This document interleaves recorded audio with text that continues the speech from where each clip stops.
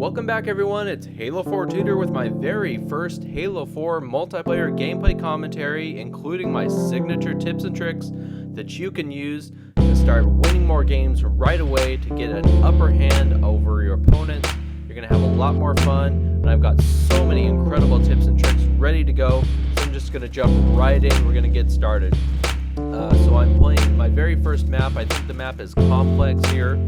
And it's a 4-on-4 Slayer type of game, and I've just got so much stuff to just kind of introduce you to, and so we're going to brush on a lot of different things quickly, and then I'll go into more depth in future videos.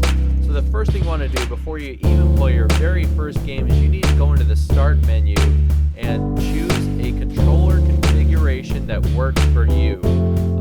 The default controller configuration was not my preferred configuration, so I went in and changed it to Recon. That's the one that I'm comfortable with. That's the one that I like to use. But there are several different configurations available, and you don't need to just go with the default that you're given. You can go in and change that to one that you're very comfortable with.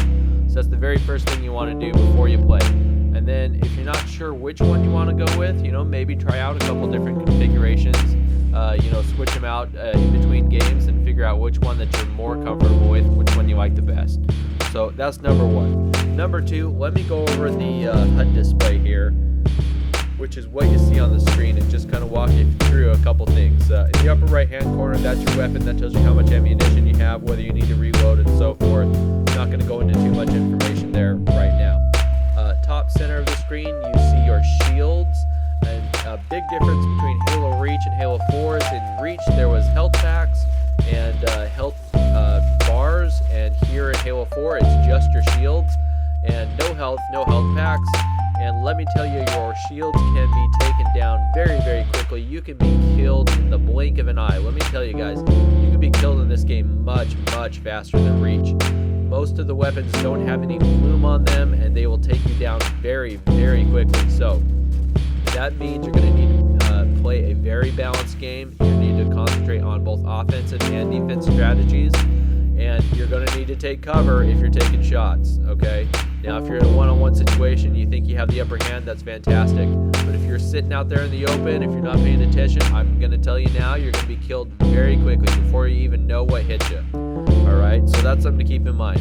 Upper left-hand corner, you see the grenades available. Down in the lower left-hand corner, you've got your radar, and that's going to be a very useful tool, especially as you're playing new maps where you're not very familiar with where you're going or what's around you. That radar is going to be very, very helpful, so make sure that you're using it, okay? Right above the radar, you see a little box with kind of a circle that's making its way around that box. Now what that is a ordnance drop, right? And as I continue to kill and earn assists and kills, I'm earning points, and those points are creating that little loop around the box. And once that loop is complete, then I'm prepared for an ordnance drop, okay? And what that means, I'm going to be able to choose between a couple different power-ups and weapons, and whichever one I choose is going to drop down on the screen right in front of me, okay? And this is a new feature. It's really kind of interesting. It's going to change the way that you play the game a little bit. So let me tell you, you want to keep an eye on that ordnance drop, and when it does become available and you make your selection, it's going to drop wherever you're looking. Okay, that's very important. So you want to make sure to either look at the ground or look at like a wall right in front of you. Okay, if you are looking off on the horizon or you're not paying attention, that thing can drop nowhere near you. What's going to happen is your opponents are going to be able to pick up your ordnance drop and steal those power-ups from you. You do not want that to happen. So make sure that you're very careful about where you drop your ordnances, okay? That's a very critical component of the game. The other thing to keep in mind is if you notice that your opponents have thrown down an ordnance that they did not pick up, go ahead and steal it. I do that a couple times in this game, and it does provide an advantage. So that's kind of the way the ordnances work. I'm going to get a lot more into those in future videos. For now, I want to keep talking about the HUD here. In the lower right-hand corner, you're going to see the point counter. This is very important because in Halo Reach or other Halo games, you're typically playing to 50 points in a traditional Slayer game type. Not here. Here we're playing to points. It's very different.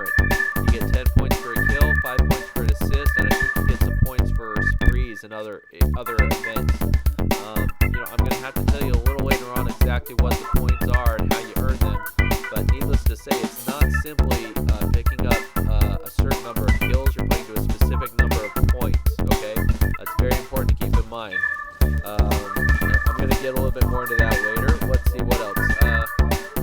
If you just picked up the game like I did, you haven't played it very much, you're still trying to figure out, get your bearings. One overall tip that you have to keep in mind is that on a new map, you're always best off trying to stick with the highest ground possible. If you can find just the highest elevation, you're going to have a lot of excellent visibility points. You're going to be able to look down and shoot down at your enemies, and you're probably also going to be able to retreat if necessary. So try to maintain the high ground on any map, especially if you're not familiar with what's going on. That's kind of a general tip. The other thing that I'll point out that you don't see on the display here, but is available to you, and that is the sprint option. Okay, the sprint option is available to you seemingly anytime. Now, I haven't played a lot of different games and game types, but here in just the Infinity Slayer that I'm playing, although you don't see a sprint icon, the sprint is available. And in fact, it appears the sprint is going to be available in addition to other specific loadouts. So for example, you'll have sprint and then any other loadout that you choose. So you may have sprint and hologram, sprint and jetpack, sprint and any other loadout like that little armor shield that comes up. So you don't have like a little icon showing you how much sprint you have left, but you do have sprint available to you. So make sure that you're using that ability throughout the game in addition to any other abilities that you may have. Okay, so that's very, very important to keep in mind. A couple other things I want to point out. Nothing really huge, but just for your information, you may find this helpful. When you're scoped in, if you're getting shot at, you do not automatically scope out. And that kind of threw me off a little bit in my first couple games because, if I'm scoped in, typically when I get shot, you'll scope out, and that's kind of an alert to you that you're getting shot. There's a couple times where I was scoped in, I got shot, I didn't realize it, and I was killed. I didn't even realize I was being shot, but I was killed so fast and I didn't unscope. That's something to keep in mind, especially if you have the sniper. You're going to be able to take that extra second or half second to line up that shot, because even if you're getting shot while you're sniping, you're not going to come out of the scope. You'll be able to line up that shot and take advantage. So that's something very important to keep in mind. Another thing to keep in mind, there is no friendly fire in this game, as far as I can tell. So you don't have to worry about betraying your teammates accidentally or having your teammates betray you.